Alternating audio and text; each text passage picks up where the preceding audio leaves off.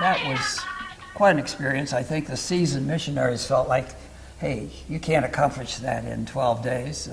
We tried to get to as many of the congregations as possible and to represent the various tribal interests as much as possible.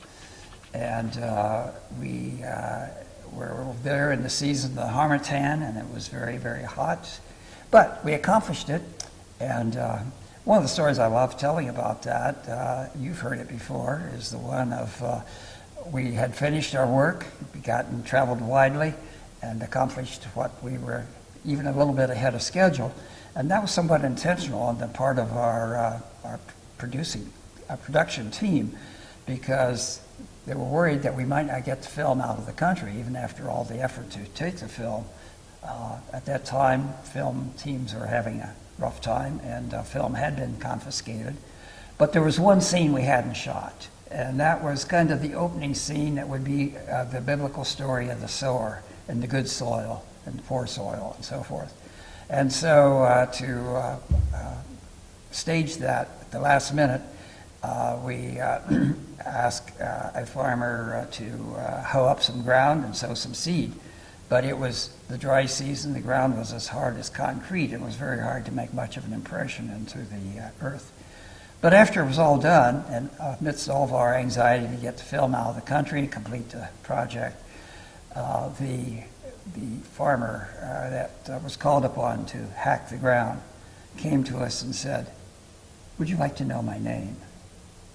And it just made us unaware of how inhospitable, how we can take things for granted and work at our own agenda and ignore other people. And Frank Frost, who was the producer of that production, told that story often when he was back in the States, and I have too, because it's an illustration of maybe the ugly American or any of us who at the time can be insensitive to the dynamics around us. Would you like to know my name?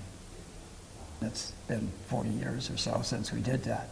The film went on to earn a Cine Award, a number of film awards, global recognition, but most important thing, it was supported, loved by the people of the Nigerian church. It was all about indigenous efforts. There were no missionaries in it, but without Larry Elliott, who had arranged all this, and the general secretary there who had traveled with us, it wouldn't have been possible. But it's not the awards I remember, it's the farmer with the hoe. The dynamics were changing from a missionary-centered program to an indigenous program. And that had a lot of implications of leadership throughout. And people in the field, not all the missionaries were happy with the direction.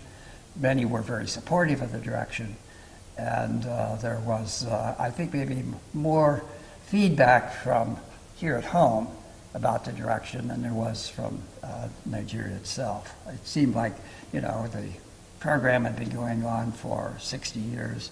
It seemed as if it was time for that change to occur, and I think they were ready for it on the field, but not everyone back home was ready for that kind of shift.